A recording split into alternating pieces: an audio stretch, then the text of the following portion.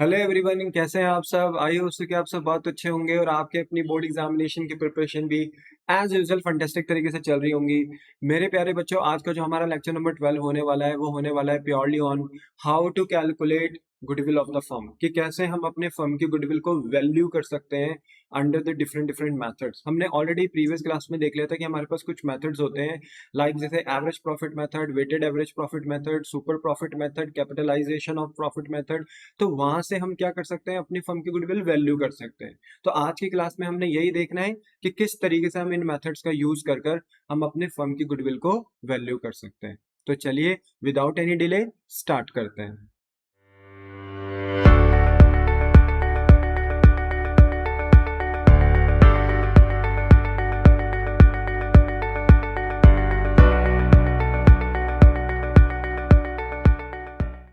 No everyone, आज का जो आपका पहला मेथड है जहां से आप अपने फर्म की गुडविल को मेजर कर सकते हो वो है average profit method. Yes, firm की गुडविल को मेजर कर सकते हो बेटा, परचेज गुडविल को नहीं, क्योंकि परचेज गुडविल हमें ऑलरेडी पता होती है जब हम किसी के बिजनेस को बाय करते हैं, ठीक है। बट यस, हमें अपने फर्म की खुद की गुडविल को फाइंड आउट करना है, सेल्फ जनरेटेड गुडविल को फाइंड आउट करना है। दैट्स वाई हम कुछ मेथड्स का यूज करते हैं, जहां पे हमारा पहला मेथड है average profit method. But sir, हम अपने बिजनेस की गुडविल को क्यों फाइंड आउट करते हैं सर, उसके पीछे का रीजन क्या है? तो देखो, हम फर्म की गुडविल को इसलिए फाइंड आउट करते हैं, समटाइम हम अपनी फर्म में बेटा ना कुछ चेंजेस करते हैं, like changes in the sense कि जो हमारे पार्टनरशिप फर्म के अंदर जो पार्टनर्स होते हैं वो अपने एग्रीमेंट्स के अंदर कुछ बदलाव करते हैं, कुछ चेंजेस करते हैं, जिसकी वजह से जिस दिन वो चेंज करते हैं अपने एग्रीमेंट्स को, उस दिन हम बोलते हैं कि हमारी फर्म क्या होगी, रिकॉन्स्टिट्यूट हो गई। अभी तक जो हमारी फर्म चलती हुई आ रही थी, टिल जहां तक हमारा बोलते हैं ना कि एग्रीमेंट चेंज नहीं हुआ था, वहां तक हमारी ओल्ड फर्म कहलाई जाती है। और जिस दिन हम अपने फर्म का रिकॉन्स्टिट्यूशन यानी पार्टनर्स अगर अपने आपस के बीच में एग्रीमेंट को चेंज करते हैं, तो उसके बाद अगर वही सेम फर्म आगे कैरी ऑन होती है तो हम उसको न्यू फर्म बोलते हैं। यानी एग्रीमेंट चेंज होने से पहले जो अभी तक फर्म चलती हुई आ रही थी उसको हम ओल्ड फर्म, क्योंकि वो ओल्ड एग्रीमेंट के अकॉर्डिंग चलती हुई आ रही थी तो ओल्ड फर्म बोलते हैं। बट अब आगे जो फर्म रन करेंगे, क्योंकि हमने एग्रीमेंट चेंज कर दिया है, अब न्यू एग्रीमेंट स्टैब्लिश हो गए हैं पार्टनर के बीच में, तो आगे अब जो फर्म रन होगी उसको हम न्यू फर्म के नाम से भी बोलते हैं या जानते हैं। फिर अब देखो, जिस दिन रिकॉन्स्टिट्यूशन होता है उस दिन हमारी ये ड्यूटी बनती है कि जो भी हमारी फर्म अभी तक चलती हुई आ रही थी ओल्ड फर्म, उसकी हम क्या फाइंड आउट करें, गुडविल फाइंड आउट करें। That's why we need a valuation of goodwill. So याद रखो कि ये चेंज किसी भी तरीके से हो सकता है। अगर पार्टनर अगर अपने आपस में रेशो चेंज करते हैं तो एग्रीमेंट इनके बीच का चेंज हो जाएगा, रिकॉन्स्टिट्यूशन हो जाएगा। अगर मान लीजिए, जैसे देखो एग्जांपल भी दिया मैंने यहाँ पर एक, कि मान लो इस पॉइंट ऑफ टाइम तक एबीसी का रेशियो था 3:2, बट नाउ यहाँ पर partner will reconstitute the firm, वो अपना एग्रीमेंट चेंज कर रहे हैं और वो कह रहे हैं अब से हम सेम पार्टनर अपना रेशियो 1:1:1 रखेंगे। तो इन्होंने अपना एग्रीमेंट चेंज कर दिया, प्रॉफिट शेयरिंग रेशियो चेंज कर दिया। तो एग्रीमेंट चेंज होने से पहले यानी रिकॉन्स्टिट्यूशन से पहले कौन सी फर्म चल रही थी, ओल्ड फर्म, और रिकॉन्स्टिट्यूशन के बाद अब कौन सी फर्म चलेगी, न्यू फर्म। तो रिकॉन्स्टिट्यूशन से पहले क्योंकि ओल्ड फर्म चल रही थी तो जिस दिन रिकॉन्स्टिट्यूशन होता है उस दिन हम इस ओल्ड फर्म की क्या फाइंड आउट करते हैं, गुडविल फाइंड आउट करते हैं। Okay, that's why we need valuation of firm goodwill. और ये एग्रीमेंट सिर्फ, ये तो एक एग्जांपल था कि रेशो चेंज कर दिया पार्टनर ने, क्या इसी की वजह से पार्टनरशिप में चेंजेस आ सकते हैं? क्या कोई और रीजन नहीं है? और बहुत सारे रीजन है। जैसे मान लो आप नए पार्टनर को एडमिट कर दो तो चेंज हो जाएगा। अगर कोई पार्टनर बिजनेस से रिटायरमेंट लेता है तो उसकी वजह से भी एग्रीमेंट में चेंज हो जाएगा। अगर किसी पार्टनर की डेथ हो गई तो उसकी वजह से भी चेंज हो जाएगा। ओ, तो मतलब सर जो चैप्टर नंबर 3 है, change in the profit sharing ratio, जो अभी आपने एग्जांपल दिया हमें, तो यहाँ पर भी हमें फर्म की गुडविल मेजर करनी पड़ेगी। हाँ। ओ, तो सर अगर कोई नया पार्टनर एडमिट होगा तो क्या वहां पर भी हमें फर्म की गुडविल मेजर करनी होगी? हाँ। और अगर रिटायरमेंट और डेथ भी होगा तो क्या सर तभी भी करनी पड़ेगी? हाँ, क्योंकि रिकॉन्स्टिट्यूशन तो हो रहा है। समझ में आया ना? That's why we need a valuation of goodwill. और इसमें हमारा पहला मेथड है कौन सा, एवरेज प्रॉफिट मेथड, जहां से हम अपनी फर्म की गुडविल फाइंड आउट कर सकते हैं। यहाँ पर हमारी गुडविल निकालने का जो फॉर्मूला होता है वो होता है average profit into number of year purchase. पहले मैं आपको नंबर ऑफ ईयर परचेज समझा दूं तो फिर एवरेज प्रॉफिट भी समझा दूंगा। देखो, नंबर ऑफ ईयर परचेज का मतलब क्या होता है कि अभी तक जो मेरी फर्म चलती थी पुराने एग्रीमेंट के अकॉर्डिंग, तो उस पुरानी फर्म में मैं प्रॉफिट्स कमाता था ना, जो भी प्रॉफिट्स में कमाता था।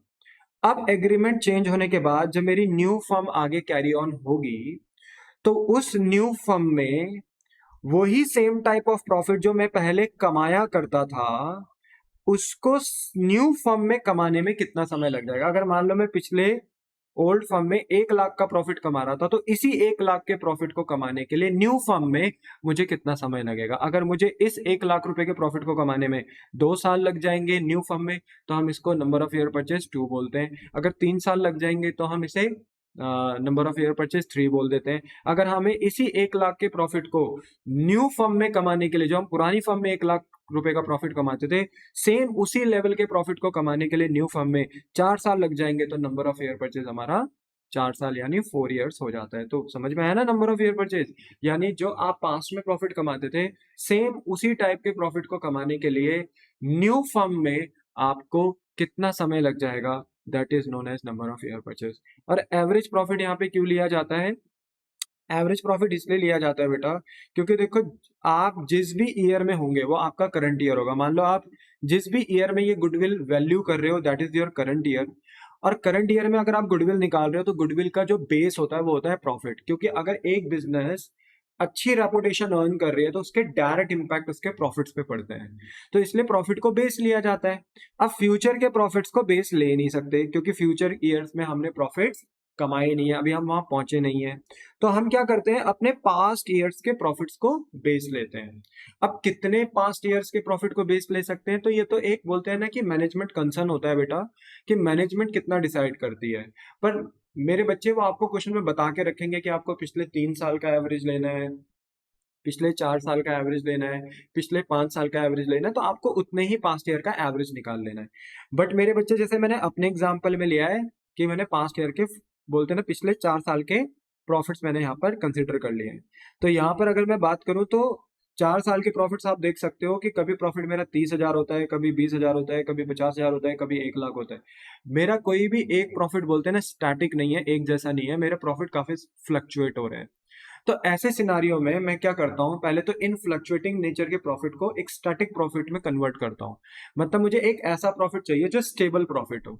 अब स्टेबल प्रॉफिट कैसे निकालेंगे हम? वो निकालेंगे इन सब का एवरेज करके। अब मान लो कि अगर मैं इन सब का एवरेज करता हूं, तो एवरेज मुझे कैसे करना है, मुझे सारे ईयर्स का प्रॉफिट कर देना है प्लस, एंड उतने ही नंबर ऑफ ईयर से मुझे कर देना है डिवाइड। तो मेरा एक एवरेज प्रॉफिट आएगा, जो इस क्वेश्चन में मेरा 50,000, या जो इस एग्जांपल मेरा 50,000 आ रहा है। इसका मतलब है कि मैं on an average her year में कितना प्रॉफिट कमाता हूँ, 50,000। और ये 50,000 मैंने हर साल तो कमा ही रहा हूं, मतलब आने वाले 2024, 2025, 2026, 27, 28 में भी कितना कमाऊंगा मैं, 50,000 कमाऊंगा। ऑल दो मेरे एक्चुअल प्रॉफिट्स कुछ भी हो सकते हैं, पर यस, मेरा एक मिनिमम एवरेज प्रॉफिट कितना होगा, 50,000 होगा, जो कि मुझे डिसीजन लेने में मदद कर रहा है। That's it. याद रखना, एवरेज कभी भी एक्चुअल नहीं होते, वो बस आपको एक डिसीजन लेने में हेल्प करते हैं। तो ये मुझे बस डिसीजन लेने में हेल्प कर रहे हैं। ये एक तरीके से मेरे स्टेबल प्रॉफिट्स हैं, और इन स्टेबल प्रॉफिट को मैं कंसीडर कर सकता हूं while be calculating goodwill of the firm. तो इस स्टेबल प्रॉफिट को हमने किसका नाम दिया, एवरेज प्रॉफिट को। दैट्स वाई हम यहाँ पे जब गुडविल का फॉर्मूला यूज करते हैं, तो हम गुडविल का फॉर्मूला यूज करते हैं यहाँ पे average profit into number of year purchase.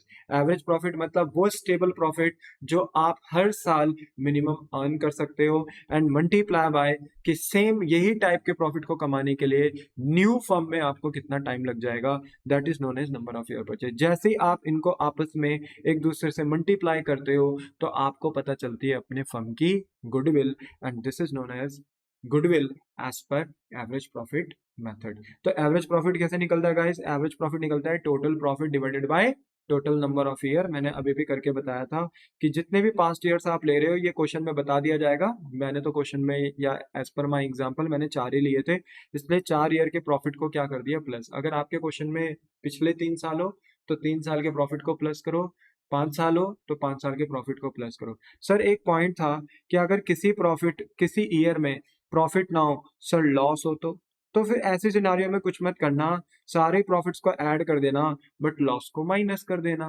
बस। तब आपका टोटल प्रॉफिट थोड़ा कम आ जाएगा, बट यस, टोटल प्रॉफिट तभी भी आएगा। और फिर उसको डिवाइडेड बाय 4 कर देना। ये नहीं कि जिस ईयर में लॉस आ रहा है उस ईयर को ले ही नहीं रहे हो, ईयर तो आपने सारे कंसिडर किए ना, लॉस भी तो कंसिडर हो रहा है, हालांकि लॉस माइनस हो रहा है, बट लॉस भी तो कंसिडर हो रहा है। तो divided by number of year कितने करोगे, 4। ठीक है, बोलो बात समझ में आई? That's it. सो इस तरीके से आप अपना एवरेज प्रॉफिट निकालोगे, total profit divided by total number of year. ना एवरीवन, स्क्रीन में आपको क्वेश्चन नंबर 1 दिख रहा होगा, जहां पर आप अपनी फर्म की गुडविल निकालोगे by applying average profit method. तो क्वेश्चन में लिखा है कि गुडविल वैलिड होगी 3 ईयर परचेज, आपको number of year purchase 3 year दे दिया गया है, और 4 ईयर एवरेज प्रॉफिट, पिछले 4 साल का आपने एवरेज प्रॉफिट निकालना है। Number of year purchase question में दिया हुआ है 3 टाइम्स। आपको बस इन दोनों को यूज कर फर्म की गुडविल फाइंड आउट करनी है। कह रहे हैं कि जो प्रॉफिट है for the last 4 year ending 31 March of the firm, कह रहे हैं कि पिछले 4 साल का जो प्रॉफिट है जो at the end of the year यानी 31 मार्च को निकाला गया है, वो कुछ इस तरीके से है। 2020 31 मार्च को जो निकाला है वो 12,000 का प्रॉफिट निकाला है। 31 मार्च 2021 को जो प्रॉफिट निकाला है वो 18,000 निकाला है। सिमिलरली 31 मार्च 2022 को जो प्रॉफिट निकाला है वो 16,000, एंड सो ऑन 23 में जो निकाला है वो 14,000 निकाला है। तो आपको इन 4 ईयर के प्रॉफिट को बेस लेना है, इनका एवरेज निकालना है और उसको मल्टीप्लाई करना है नंबर ऑफ ईयर परचेज से, तो आपको अपने फर्म की गुडविल पता चल जाएगी। सॉल्यूशन में हमने कैलकुलेशन किया है अपना, बोलते हैं ना कि गुडविल, और टीचर को बता दिया, एग्जामिनर को बता दिया कि जो हम ये कैलकुलेशन कर रहे हैं गुडविल की बाय, बोलते हैं ना, अप्लाइंग एवरेज प्रॉफिट मेथड के अकॉर्डिंग कर रहे हैं। गुडविल का जो फॉर्मूला है वो हो गया average profit into number of year purchase. Number of year purchase आपको 3 टाइम्स है, आपने बस फॉर्मूले में कॉपी पेस्ट कर दिया। एवरेज प्रॉफिट अभी आपको पता नहीं, आपने 2-3 लाइन का स्पेस छोड़ा और नीचे आपने एवरेज प्रॉफिट फाइंड आउट किया। एवरेज प्रॉफिट आपको पता है बहुत सिंपल होता है, total profit divided by total number of year. जितने भी प्रॉफिट दिए हैं उनका टोटल कर दो। तो यहाँ पे हमने टीचर को बता दिया कि कौन कौन से हमारे प्रॉफिट्स है 4 ईयर्स के, उनको डिवाइड करा दिया 4 से। अगर हम सारे प्रॉफिट्स को प्लस करते हैं तो हमारा प्रॉफिट प्लस करके कितना आता है बेटा, 60,000 डिवाइडेड बाय 4 करते हैं तो सॉल्व करोगे तो एवरेज प्रॉफिट आपका 15,000 आएगा। और यस, 4 से तो 60,000 को तो डिवाइड कर ही सकते हो ना, कोई इतनी बड़ी बात तो है नहीं। तो एवरेज प्रॉफिट आ गया आपका 15,000। यही एवरेज प्रॉफिट आपने अपने मेन क्वेश्चन में जब राइट डाउन किया तो नंबर ऑफ ईयर परचेज के साथ मल्टीप्लाई करते ही आपकी पूरे फर्म की गुडविल निकल आई 45,000। As simple as that. और देखो आंसर भी आपको 45 ही दे रहा है। तो मेरे कहने का मतलब है कि बहुत इजी मेथड्स होते हैं बेटा, बस थोड़ा सा कंसंट्रेशन चाहिए बस, ठीक है। अब देखो इसमें ना कुछ बातें हैं, जो बातें मुझे आपको बतानी है, कुछ एक्सटर्नल बातें, ठीक है। देखो आपको पता है गुडविल का यहाँ पर फॉर्मूला होता है average profit into number of year purchase. और एवरेज प्रॉफिट कैसे निकलता है, total profit divided by total number of year. अब ये टोटल प्रॉफिट कैसे निकलता है, जो भी आपको इंडिविजुअल ईयर्स दिए हैं पास्ट ईयर के उन सबको ऐड करके ये टोटल प्रॉफिट आता है। बट कभी कभी जो इंडिविजुअल ईयर्स आपको दिए हुए रहते हैं उन ईयर्स के अंदर कुछ ऐसे एक्सपेंसेस इंक्लूड होते हैं या कुछ ऐसी इनकम इंक्लूड होती है जो कि होनी नहीं चाहिए। ऐसे कौन से एक्सपेंसेस इंक्लूड होते हैं जिन्हें होना नहीं चाहिए उन प्रॉफिट के अंदर, एबनॉर्मल लॉस और नॉन ऑपरेटिंग एक्सपेंस। 1 मिनट रुको, मैं इनका मीनिंग भी आपको बता रहा हूं, बट यस ये इंक्लूड नहीं होने चाहिए। ऐसी इनकम भी इंक्लूड होती हैं जो एबनॉर्मल इनकम और नॉन ऑपरेटिंग इनकम है, मतलब जो ऐड नहीं होनी चाहिए उन प्रॉफिट्स में बट हो रखे हैं। तो हमें इन एक्सपेंसेस और इन इनकम की जो इंक्लूड नहीं होनी चाहिए इनका हमें एडजस्टमेंट करना होता है। तो सबसे पहले मैं आपको एक्सपेंसेस के बारे में समझाता हूँ, फिर मैं आपको इनकम के बारे में समझाता हूँ, ऐसे एक्सपेंस और इनकम जिनको हमें इंक्लूड नहीं करना है while we calculating goodwill of the firm.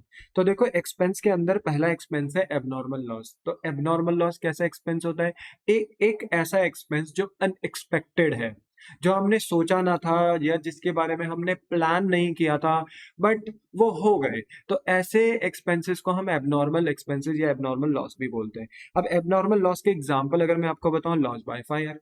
बेटा मेरे बिजनेस में मान लो आग लग गई या मेरे बिजनेस के अंदर जो गुड्स थे वो जल गए और ऐसे में मेरे को हो गया नुकसान। तो सोचो क्या ये प्रिडिक्टेबल है कि आग कब लगेगी कब नहीं लगेगी, कब मुझे गुड्स डिस्ट्रॉय मेरे हो जाए फायर से, कब ना हो जाए, मुझे तो पता नहीं कुछ ऐसा। तो ऐसे में अगर मान लो मेरे बिजनेस में आग वाग लगती है और मुझे नुकसान होता है तो उसके बारे में मुझे नहीं पता, और अगर कभी ऐसा हो जाए तो वो मेरे लिए एक्सपेंस तो होगा, लॉस तो होगा, बट किस नेचर का होगा, एबनॉर्मल नेचर का। गुडविल कहती है कि ऐसे एक्सपेंसेस कंसिडर नहीं करने। अब ऐसे एक्सपेंसेस हमने पहले क्या कर रखे थे, माइनस कर रखे थे अपने प्रॉफिट में से। सोचो जिस भी इंडिविजुअल ईयर में ये घटना हुई होगी हमने इन एक्सपेंसेस को क्या कर दिया होगा, माइनस कर दिया होगा अपने प्रॉफिट से, अपनी इनकम से। बट गुडविल कहती है कि इसको इंक्लूड नहीं करना, इन एक्सपेंसेस को माइनस नहीं करना।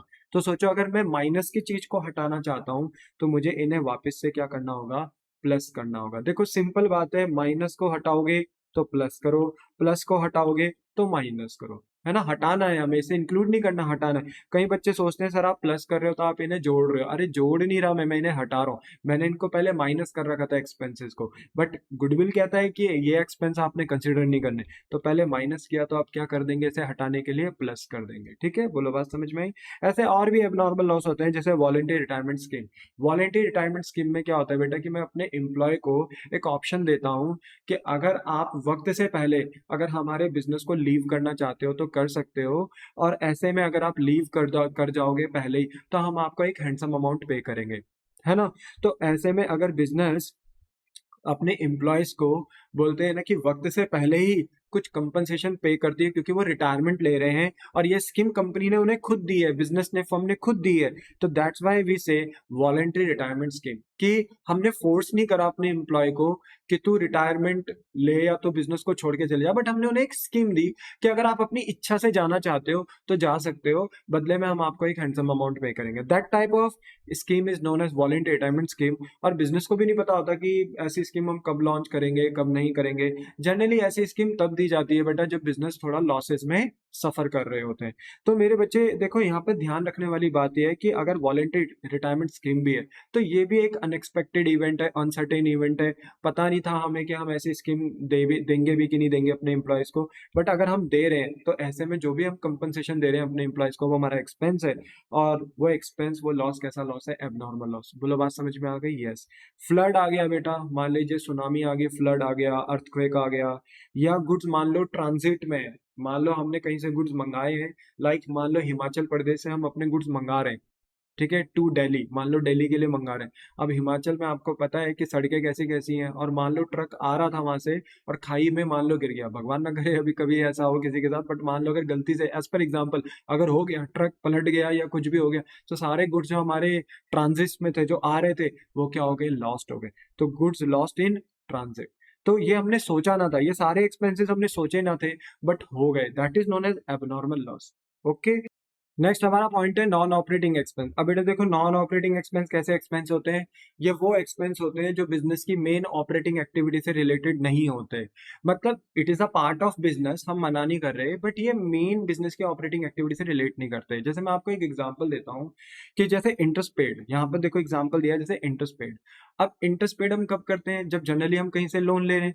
तो सोचो अगर मैं लोन ले रहा हूँ और बदले में बैंक को इंटरेस्ट पेड कर रहा हूँ, तो इससे मेरे परचेज एंड सेल्स पे क्या इम्पैक्ट पड़ रहा है, कुछ भी इम्पैक्ट नहीं पड़ रहा है। जैसे मान लो मेरा धंधा कपड़े बेचने का है और मैं इंटरेस्ट पे कर रहा हूं, तो उस इंटरेस्ट पे करने से मेरे बिजनेस के पास ना ही कोई गुड्स आ रहे, ना ही मैं गुड्स को बेच रहा हूं, तो उस इंटरेस्ट पेड को जो मैं कर रहा हूं वो मेरे मेन ऑपरेटिंग एक्टिविटी से रिलेटेड नहीं है, मेरे मेन धंधे से रिलेटेड नहीं है।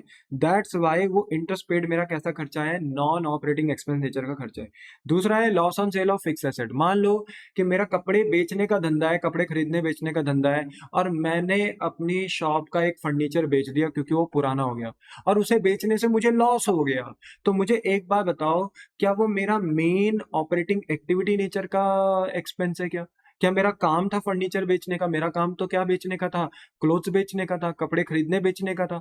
तो ये जो मैं अपने फिक्स एसेट को बेचा चला जा रहा हूँ, और फिक्स एसेट को बेचने से जो मुझे क्या हो रहा है, नुकसान, that is known as non operating expense.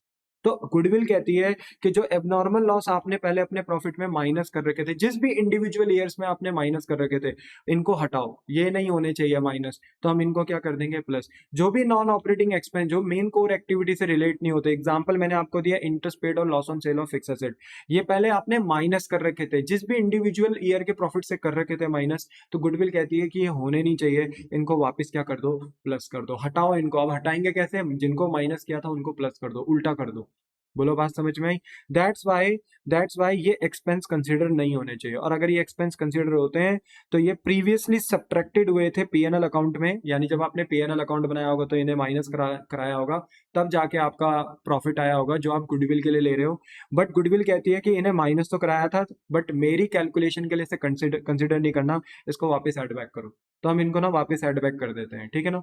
तो याद रखना, किसी भी प्रकार का कोई एबनॉर्मल लॉस दिखाई दे या नॉन ऑपरेटिंग एक्सपेंस दिखाई दे, तो आपने उसे कंसिडर नहीं करना है। अगर वो माइनस हो रखे हैं तो आपने उन्हें प्लस कर देना है। बोलो बात समझ में आई? सिमिलरली इनका अपोजिट कर दो, तो एबनॉर्मल लॉस का एबनॉर्मल इनकम, और नॉन ऑपरेटिंग एक्सपेंस का उल्टा नॉन ऑपरेटिंग इनकम, ये एक्सपेंस हो गया बेटा, बट यहाँ पर आप इसको ठीक कर देना, ये नॉन ऑपरेटिंग इनकम होगा, ठीक है। तो कहने का मतलब ये है कि ये इनकम्स आपने पहले कंसिडर कर रखी थी, पहले प्लस कर रखी थी अपने प्रॉफिट्स में, बट अब आपको क्या करना है, इसे माइनस करना है। अब जैसे एबनॉर्मल इनकम है, तो एबनॉर्मल इनकम कैसी इनकम है, जो आपने सोचा नहीं था, जो प्लान्ड ना था, जो अनएक्सपेक्टेड हो गया, उसको एबनॉर्मल इनकम बोलते हैं। जैसे इंश्योरेंस क्लेम, तुम्हारे गुड्स जल गए, तुमने उनका इंश्योरेंस करा रखा था, अब तुम्हें कंपनी इंश्योरेंस क्लेम दे रही है। तुम्हें ये तो पता नहीं था कि गुड्स कब जलेंगे, तो तुम्हें ये क्या पता था कि इंश्योरेंस का पैसा कब मिलेगा, वो तो तुम्हारे गुड्स जल गए, तो तुम्हें क्या मिल रहा है, इंश्योरेंस का पैसा मिल रहा है। तो ये एक अनएक्सपेक्टेड इवेंट था कि तुम्हें इंश्योरेंस कंपनी से क्लेम मिल गया, दैट्स वाई हम इसको एक एबनॉर्मल इनकम बोलते हैं। और नॉन ऑपरेटिंग इनकम एक ऐसी इनकम जो मेन कोर एक्टिविटी से बिलोंग नहीं करती, आपके धंधे से बिलोंग नहीं करती। फॉर एग्जाम्पल, मेरे कपड़े का धंधा है, मैं कपड़ा खरीदता बेचता हूँ, और मैंने किसी को लोन दे रखा है या कहीं एफडी कर रखी है, और मुझे वहां से क्या मिल रहा है, फिक्स डिपॉजिट कर रखा है, और मुझे वहां से क्या मिल रहा है, इंटरेस्ट मिल रहा है। मैंने किसी कंपनी के शेयर्स में पैसे लगा रखे हैं, आपको पता है ना, अगर हम किसी कंपनी के शेयर्स में पैसे लगाते हैं तो हम उस कंपनी के ओनर बन जाते हैं। ऐसे ओनर नहीं कि हम उस कंपनी को रन करने लग जाए, बट हाँ, उस ओनर के जैसे हमें राइट्स मिलते हैं वहां पे। जैसे वो कंपनी जब प्रॉफिट कमाएगी, तो वो प्रॉफिट का कुछ हिस्सा हमको भी देगी, एज अ जैसे वो सारे ओनर्स को देती है तो हमको भी देगी। तो एक कंपनी जब अपने ओनर्स के बीच में प्रॉफिट बांटती है तो उसे डिविडेंड बोलते हैं। तो हमारी पार्टनरशिप फर्म ने किसी कंपनी के शेयर्स में पैसे लगा रखे थे, और हमें वहां से डिविडेंड मिल गया। और अगर हम अपने एसेट्स को लॉस में नहीं, फिक्स एसेट को लॉस में नहीं, किस में बेच रहे हैं, प्रॉफिट में, तो ये मेरी कैसे टाइप ऑफ इनकम है, नॉन ऑपरेटिंग। ये मेरे मेन धंधे से रिलेटेड नहीं है। क्या मेरा धंधा ये था कि मैं किसी को लोन दूं या कहीं फिक्स डिपॉजिट करूं, ठीक है? क्या मेरा धंधा ये था कि मैं किसी कंपनी में, कंपनी के शेयर्स में पैसा इन्वेस्ट करूं? क्या मेरा धंधा ये था कि मैं अपने फिक्स एसेट को बेचूं? नहीं, बट फिर भी मैं कमा रहा हूं, that is my non operating income. और गुडविल कहती है एबनॉर्मल इनकम और नॉन ऑपरेटिंग इनकम, आपने इसको भी कंसिडर नहीं करना, और आपने इनको पहले प्लस कर रखा था, बट अब आप इन्हें क्या करेंगे, माइनस करेंगे, क्योंकि ये इनकम मैं कंसिडर नहीं करूंगी। ऐसा कौन बोलता है, गुडविल बोलता है, ठीक है। तो याद रखना, ये एबनॉर्मल इनकम और non operating income previously added थी पीएनएल अकाउंट में, प्रॉफिट एंड लॉस अकाउंट में, बट अब आप इसको क्या करोगे, सब्ट्रैक्ट यानी माइनस करोगे, ठीक है। तो फिर से एबनॉर्मल लॉस के example, loss by fire, voluntary retirement scheme यानी VRS, flood, earthquake and loss in transit. Non operating expense, interest paid and loss on sale of fix asset. और abnormal income, insurance claim. Non operating income, interest received, dividend received and profit on sale of fix asset. तो ये आपको ध्यान रखना है। और इसी पे बेस्ड एक क्वेश्चन है आपके ऊपर, जो कि है क्वेश्चन नंबर 2। इसको आप ध्यान से देखोगे, देखो बोला है कि ए और बी पार्टनर्स हैं दो, जिनका रेशियो है 3:2, यानी जो भी प्रॉफिट आएगा वो इसे 3:2 में डिस्ट्रीब्यूट करेंगे। बट अभी हमारा इससे कोई कंसर्न नहीं है, क्योंकि हमारा मेन कंसर्न ये है कि हमें अपने फर्म की निकालनी है goodwill. They decided to admit C as a partner for 1 April 2016 on the following terms.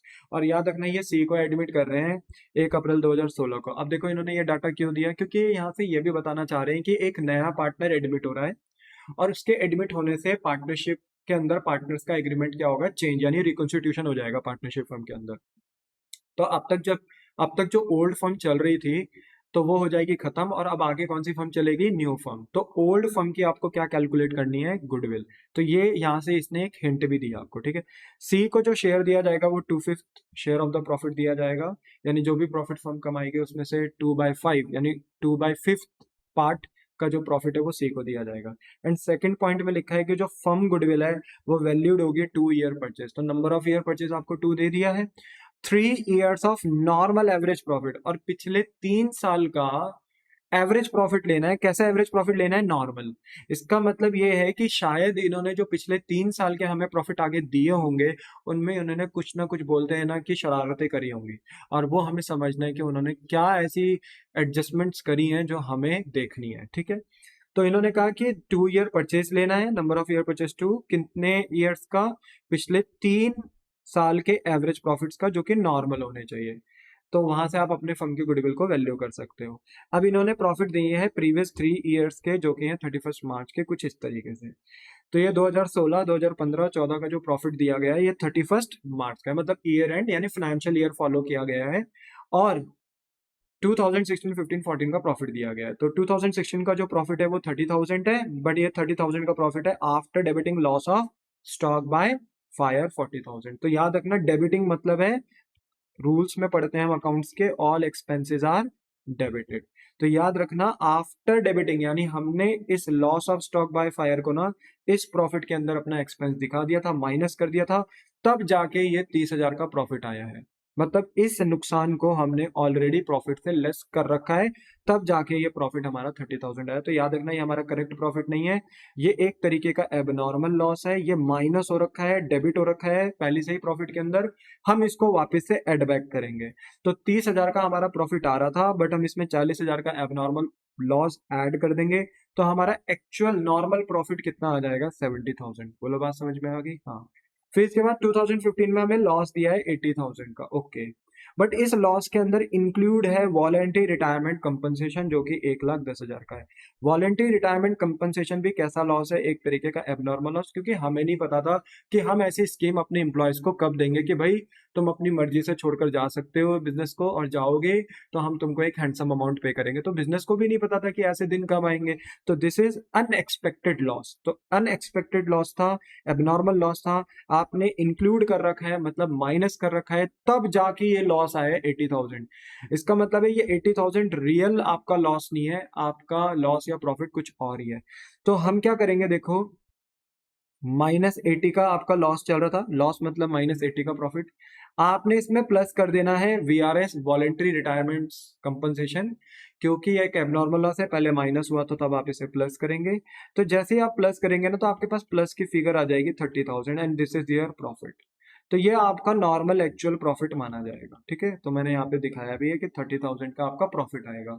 था लॉस, पर जैसे ही आप 1,10,000 एबनॉर्मल लॉस इसमें ऐड करोगे, क्योंकि ये पहले माइनस था पीएनएल में, बट अब आप इसे ऐड करोगे तो आपका जो अब अमाउंट है वो नेगेटिव नहीं, यानी लॉस में नहीं, प्रॉफिट में आ जाएगा 30,000। फिर आपके पास 2014 का आपके पास प्रॉफिट है 1,10,000, बट इसके अंदर इंक्लूड है एक ऐसा प्रॉफिट 30,000 का जो आपने अपने फिक्स एसेट को बेच के कमाया है। यार फिक्स एसेट बेचना ना हमारे बिजनेस की मेन कोर एक्टिविटी नहीं होती। मतलब ये कौन सा प्रॉफिट है?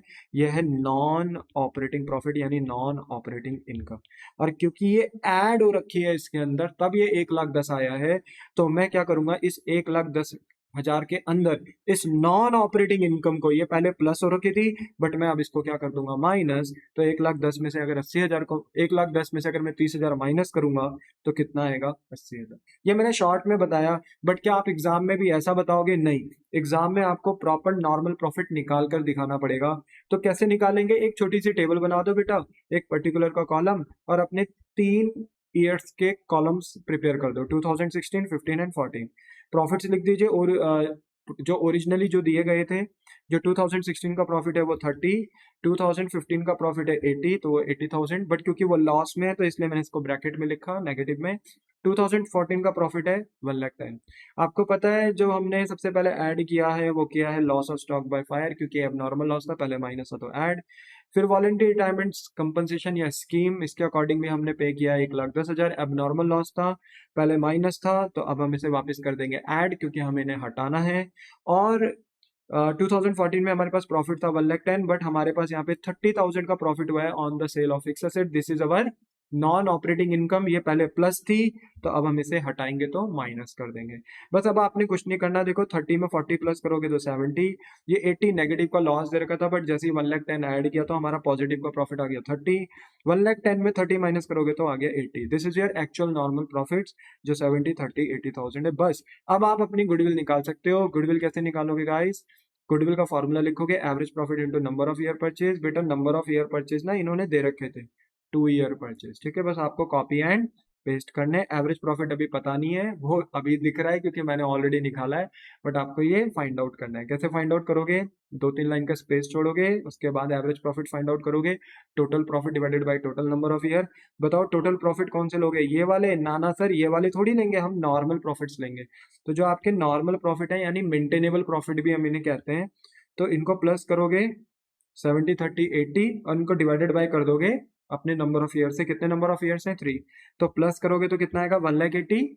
1,80,000 को डिवाइड करोगे 3 से तो आएगा 60। ये 60,000 अपने एवरेज प्रॉफिट में लोगे, तो एवरेज प्रॉफिट को मल्टीप्लाई करोगे 2 टाइम्स, यानी number of year purchase 2 times है तो 2 टाइम्स है, तो आपकी गुडविल आ गई पूरे फर्म की 1,20,000। बोलो क्लियर हो गया? That's it. इतना सिंपल था बेटा, इतना सिंपल था। और देखो ये आ गया। थोड़ा बस समझाने में समय लगता है और कुछ नहीं है। बोलो क्लियर हो गया? क्या थर्ड वाला आप खुद करेंगे? आंसर मैं इसका आपको दे दूंगा, वैसे आंसर इसका यहाँ दिया हुआ है, बट आप इसको खुद से करेंगे, ठीक है? सारा वैसा ही है बेटा जो मैंने बताया है, बस 2016 में देखो प्रॉफिट कितना है 70, और यहाँ पे इंक्लूड है इंश्योरेंस क्लेम। तो इंश्योरेंस क्लेम क्या होता है? Abnormal income. ये ऑलरेडी इसके अंदर क्या है? प्लस है, तो ये होनी नहीं चाहिए क्योंकि ये एबनॉर्मल इनकम है, तो आप इसको क्या करोगे? माइनस। और इंटरेस्ट ऑन इन्वेस्टमेंट, तो interest on investment and dividend received दोनों मिला के कितना है? 8,000 दोनों। अब बताया नहीं कि इन्वेस्टमेंट से इंटरेस्ट कितना मिल रहा है, डिविडेंड से कितना, इंडिविजुअली नहीं दिया, टोटल करके दिया है, तो कोई फर्क नहीं पड़ता। हम क्या करेंगे, ये क्या थी हमारी नॉन ऑपरेटिंग इनकम जो इस इनकम में ऐड हो रखी है, याद रखना क्योंकि ये नॉन ऑपरेटिंग इनकम है, गुडविल इसको कंसीडर नहीं करेगा। आपने इसे पहले प्लस कर रखा था तो इसको भी क्या करेंगे? माइनस। तो याद रखना इंश्योरेंस क्लेम भी माइनस होगा इस प्रॉफिट से, और interest on investment dividend received 8,000 ये भी माइनस होगा, क्योंकि एक एबनॉर्मल इनकम है तो एक नॉन ऑपरेटिंग इनकम है, पहले ऐड था तो अब लेस हो जाएगा। बाकी सारा आप कर ही सकते हो, करना खुद से सॉल्व आउट करना, अगली क्लास में मैं इसका आंसर बताऊंगा तो चेकआउट कर लेना, ठीक है? चलो ये होमवर्क है आपका, खुद से करके लाओगे। क्वेश्चन नंबर 4 देखो, ये एक अच्छा क्वेश्चन है, इसको देखते हैं। ऐसे क्वेश्चन एग्जाम में आते हैं तो बच्चे अमूमन गलत करते हैं, तो आपने ये गलत बिल्कुल नहीं करना है क्योंकि आप मुझसे पढ़ रहे हो, ठीक है? तो देखो एबीसी पार्टनर्स हैं जिनके बीच का प्रॉफिट शेयरिंग रेशियो है इक्वल, जो भी प्रॉफिट आएगा ये इक्वली बांटेंगे। They agree to admit D for equal share, ये इक्वल शेयर के लिए ला रहे हैं क्योंकि अब 4 पार्टनर हो जाएंगे तो डी का इक्वल शेयर है, यानी 1/4 शेयर के लिए वो आ रहा है। ये सब हम बाद में पढ़ेंगे, अभी आपके लिए इतना जरूरी नहीं है। एडमिशन चैप्टर आपने पढ़ना है तो वहां पे आप सब सीखोगे, बट यस यहाँ पे उसने ये बताया कि डी एडमिट हो रहा है, एग्रीमेंट एबीसी के बीच में चेंज होगा। अब एग्रीमेंट किन के बीच में होगा? एबीसीडी। तो अभी तक जो फर्म चलती हुई आ रही थी वो ओल्ड फर्म थी एबीसी की, तो अब ओल्ड फर्म की हमें क्या फाइंड आउट करनी है? गुडविल, क्योंकि अब हम नई फर्म में जा रहे हैं तो ओल्ड फर्म की गुडविल फाइंड आउट करनी है। तो कैसे फाइंड आउट करेंगे? वो फाइंड आउट करेंगे कुछ मेथड लगा के। तो आपको पता है हमारा पहला मेथड कौन सा चल रहा है? एवरेज प्रॉफिट, बस उसी को फॉलो करना है। तो कह रहे हैं value of goodwill is to be calculated on the basis of 4 year purchase. तो नंबर ऑफ ईयर परचेज कितना है? 4। और एवरेज प्रॉफिट लेना है लास्ट 5 ईयर्स का, पिछले 5 साल का आपने एवरेज निकालना है, उसमें मल्टीप्लाई करना है 4 ईयर परचेज, तो आपके निकल आएगी गुडविल। अब देखो यहाँ पर इन्होंने 2011-12 का प्रॉफिट लिया है 30, 2012-13 का प्रॉफिट लिया है 70,000, एंड 2013-14 का प्रॉफिट लिया है 1,00,000, 2014-15 का प्रॉफिट है 1,40,000, बट 2015-16 का जो प्रॉफिट है वो प्रॉफिट नहीं, इन्होंने क्या दे दिया? लॉस। और मैं आपको एक बात ये बता दूं कि ईयर देख रहे हो आप, इन्होंने ईयर कैसे दिए? 2011-12, 2012-13, 2013-14। तो इसका मतलब ये है कि ये 1 अप्रैल 2011 से स्टार्ट हुआ होगा और 31 मार्च 2012 को खत्म हुआ होगा। 1 अप्रैल 2012 को स्टार्ट हुआ होगा और 31 मार्च 2013 को खत्म हुआ होगा। 1 अप्रैल 2013 को स्टार्ट हुआ होगा, 31 मार्च 2014, सो ऑन, ये इसी तरीके से चले होंगे, ठीक है ना? 1 अप्रैल 2014 से स्टार्ट और 31 मार्च 2015, 1 अप्रैल 2015 से स्टार्ट हुआ होगा और 31 मार्च 2016 को खत्म हुआ होगा। बोलो क्लियर है? हाँ। अब इन्होंने देखो इतना ही होता ना तो बहुत आसान नहीं हो गया था? सारे प्रॉफिट को ऐड करते, लॉस वाले को माइनस करते, डिवाइडेड बाय 5 करते और अपना एवरेज निकालते, नंबर ऑफ ईयर परचेस पता ही था 4 ईयर, मल्टीप्लाई कराते नंबर ऑफ ईयर परचेस से, फर्म की गुडविल निकल आती। पर इन्होंने कहा नहीं, अब आप हो चुके हो मेच्योर, इंटेलिजेंट बन चुके हो, अब हम आपसे कुछ और एडजस्टमेंट पूछेंगे। इन्होंने कहा 1 अप्रैल 2015, तो पहले बताओ 1 अप्रैल 2015 कहाँ आ रहा है? 1 अप्रैल 2015 यहाँ आ रहा है, मतलब ये इस ईयर की बात कर रहा है, इस इंडिविजुअल यहाँ पर जो प्रॉफिट लॉस है इसकी बात कर रहा है कि एक मोपेड था। अच्छा मोपेड क्या होता है बेटा? देखो मोपेड एक लाइट व्हीकल होता है, स्मॉल इंजन का, जो कि छोटी मोटी ट्रांसपोर्टेशन के लिए काम में आता है। तो जो मोपेड है यानी एक व्हीकल था छोटा मोटा था, वो 20,000 रुपए का था। तो एक बार बताओ, मोपेड यानी एक लाइट व्हीकल है तो बिजनेस के लिए वो फिक्स एसेट ही। तो आपने खरीदा था कितने रुपए का? 20,000 का, जिसे जो आपने परचेस किया था, पर आपने उसे इस ईयर में यानी 2015-16 में आपने उसे गलती से डेबिट कर दिया एज अ ट्रेवलिंग एक्सपेंस, मतलब आपने उसको एक्सपेंस दिखा दिया। ऑल एक्सपेंसेस आर डेबिटेड, सारे एक्सपेंस डेबिट होते हैं अकाउंट्स में, तो आपने डेबिट कर दिया एज अ ट्रेवलिंग एक्सपेंस। सोचो आपने खरीदा फिक्स एसेट बट आपने उसको दिखा दिया एक्सपेंस। अब इसकी वजह से क्या हुआ होगा? जो 2015-16 का प्रॉफिट है वो डाउन हो गया होगा क्योंकि आपने इसे एक्सपेंस दिखाया, और सोचो ये एक्सपेंस नहीं था। ओ तो सर क्या ये एरर हो गया? हाँ ये एरर हो गया बेटा। अब आप सोचो, आपने इस एरर को ठीक करना है, जो रायता फैला है उसको साफ करना है, तो कैसे करोगे? सर हम एक काम करेंगे, हमने इसको एक्सपेंस दिखा दिया था ना, हमने इसको माइनस कर दिया था अपने प्रॉफिट से, हम इसको वापस से एसेट दिखाएंगे और अपने प्रॉफिट को बढ़ा देंगे, प्लस कर देंगे, क्योंकि सर हम इसे अब एक्सपेंस नहीं मानेंगे, हम इसे अपना फिक्स एसेट मानेंगे। तो इससे हमारा जो प्रॉफिट पहले रिड्यूस हुआ था, माइनस हुआ था, हमारा प्रॉफिट बढ़ जाएगा। बोलो बात समझ में आ गई? तो यस, तो देखो मैंने, ऑब्वियसली बात है, यहाँ पे मेरा एक प्रॉफिट गलत है, तो सॉरी ये 2015 का जो लॉस है वो मेरा गलत है, तो मेरे को यहाँ पे से ठीक करना पड़ेगा, इसलिए मैंने एग्जामिनर को बताया कि कैलकुलेशन ऑफ नॉर्मल प्रॉफिट। तो यहाँ पर प्रॉफिट और लॉस मैंने लिखा है, क्योंकि लास्ट ईयर का लॉस है तो इसलिए प्रॉफिट और लॉस करके मैंने लिखा है। तो देखो 30, 70, 1,40,000 ये तो कॉपी करके यहाँ पर आ गए हैं सब, ठीक है, ये तो कॉपी करके सब आ गए हैं, और ये भी मैंने कॉपी कर दिया 2015-16 का।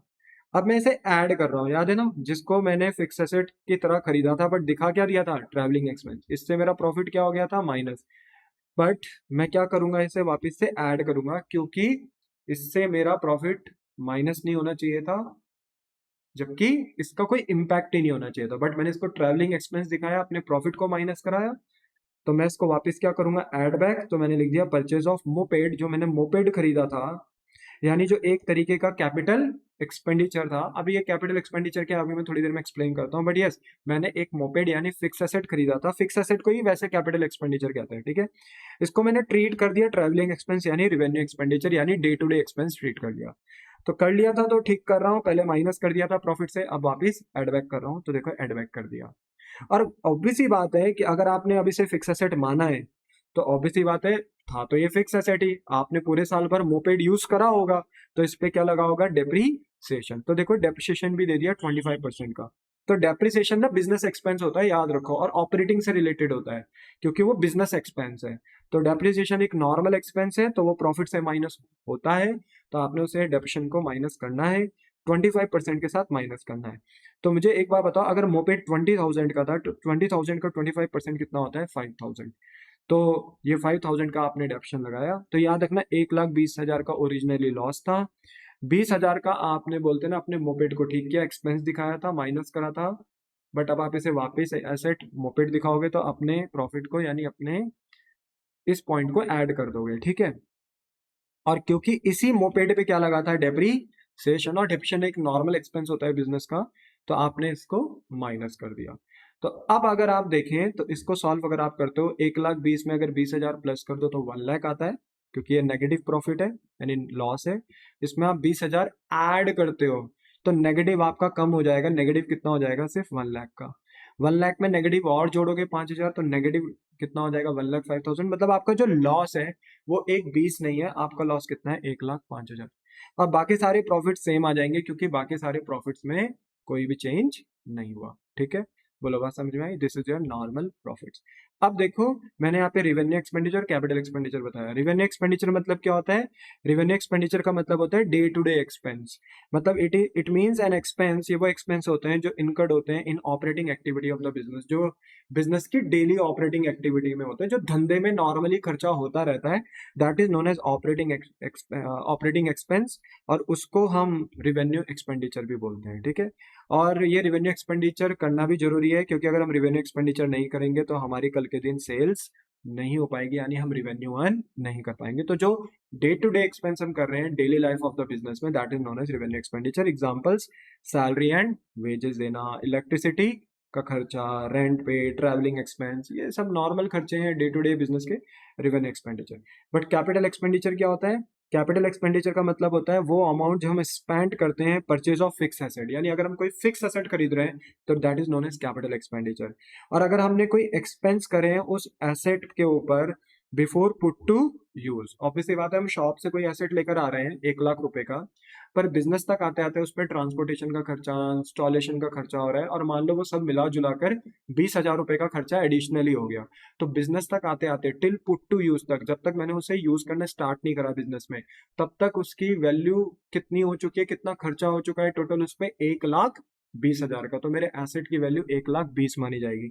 तो जो मैंने एसेट खरीदा वो तो कैपिटल एक्सपेंडिचर है ही, पर उसको बिजनेस तक लाते लाते भी टिल पुट टू यूज तक भी अगर कोई एक्सपेंस हो रहे हैं तो उसको भी मैं कैपिटल एक्सपेंडिचर ही बोलता हूं। और अगर मैं अपने फिक्स एसेट के ऊपर कोई मेजर रिपेयर कर दूं, ऐसी रिपेयर जिससे मेरे एसेट की एफिशिएंसी बढ़ जाए, फिक्स एसेट की एफिशिएंसी बढ़ जाए, तो ऐसे में फिर वो रिपेयर नॉर्मल रिपेयर नहीं होती, मेजर रिपेयर होती है। और ऐसे में उसके ऊपर जो हमने खर्चा किया है वो क्या होता है, हमारा कैपिटल एक्सपेंडिचर। यानी ये सारे के सारे मिलाकर मेरे क्या होते हैं, फिक्स्ड एसेट्स। बोलो बात समझ में आई? तो फिक्स एसेट खरीदना, कैपिटल एक्सपेंडिचर, ठीक है। बिजनेस तक लाते लाते जो खर्चे करते हो आप, जब न्यूली एसेट खरीदते हो तो बिजनेस तक लाते लाते टिल पुट टू यूज जो खर्चे करते हो वो भी कैपिटल एक्सपेंडिचर, वो भी फिक्स एसेट की वैल्यू में काउंट होते हैं। और अगर आप कोई मेजर रिपेयर करते हो तो वो भी आपके फिक्स एसेट की वैल्यू में ही काउंट होते हैं। बोलो बात समझ में आए? This is known as capital expenditure. तो ये एक्सपेंस नहीं होते, ये आपके फिक्स एसेट होते हैं। और जो डे टू डे करते हो खर्चे बिजनेस की लाइफ में, उसको हम एक्सपेंस कहते हैं। बोलो बात समझ में आई? अब आपने क्योंकि नॉर्मल प्रॉफिट निकाल लिए तो अब आप गुडविल फाइंड आउट कर सकते हो। और गुडविल का जो फॉर्मूला है वो है average profit into number of year purchase. And guys number of year purchase questions में दे रखा था ऑलरेडी, कितना, 4 ईयर परचेज। तो देखो 4 ईयर परचेज हमने यहाँ लिख दिया। पर एवरेज प्रॉफिट अभी हमें नहीं पता, यहाँ तो पता है, मैंने निकाल रखा है, बट आप निकालोगे 2-3 लाइन छोड़कर। एवरेज प्रॉफिट का फॉर्मूला क्या है, total profit divided by total number of year. देखो आपने जो भी नॉर्मल प्रॉफिट्स निकाले हैं ना, वो सारे प्रॉफिट्स लेने हैं आपने, ठीक है। तो इनको कॉपी करो और यहाँ पर पेस्ट कर दो, ठीक है। और क्योंकि लास्ट वाला लॉस था तो वो माइनस हो गया, divided by 5। Average profit 2,35,000 divided by 5, जो कि कितना होगा, 47,000। सॉल्व करोगे तो 47,000 आएगा, मेन फॉर्मूले में पुट करना। एवरेज प्रॉफिट 47,000 आ चुका है, multiply by number of year purchase 4 करना। तो गुडविल का जो आंसर आया वो आया 1,88,000। तो इसी के साथ हमारे देखो एवरेज प्रॉफिट के क्वेश्चंस होते हैं फिनिश। नेक्स्ट क्लास में जो कि हमारा लेक्चर नंबर 13 होगा, वो होगा वेटेड एवरेज प्रॉफिट के ऊपर। पर देखो मेरे बच्चे, हमने गुडविल में एवरेज प्रॉफिट मेथड के अंदर बहुत सारी अच्छी अच्छी बातें पढ़ी, जैसे कि एवरेज गुडविल का फॉर्मूला क्या होता है एवरेज प्रॉफिट के अंदर, ठीक है। एवरेज प्रॉफिट कैसे फाइंड आउट होता है, कभी कभी जो टोटल प्रॉफिट्स होते हैं इंडिविजुअल ईयर्स के जो प्रॉफिट्स होते हैं जिनको हम टोटल करके टोटल प्रॉफिट निकालते हैं, तो उन इंडिविजुअल प्रॉफिट्स में हमारे कुछ ऐसे एक्सपेंस है, कुछ ऐसी इनकम है जिन्हें हमें कंसिडर नहीं करना। Like abnormal loss, non operating expense हमने कंसिडर नहीं करना। Abnormal income, non operating income हमने कंसिडर नहीं करना। हमने इनको पहले माइनस कर रखा था तो प्लस करेंगे, इनको पहले प्लस कर रखा था तो माइनस करेंगे। इसके एग्जाम्पल्स मैंने आपको यहाँ पे नीचे दे ही रखे हैं, समझा रखे हैं, आप पॉज करके वीडियो को देख सकते हो, ठीक है। हमने एक क्वेश्चन किया था मोपेड वाला, याद है ना, मोपेड वाला अभी किया, ये क्वेश्चन भी बहुत अच्छा था।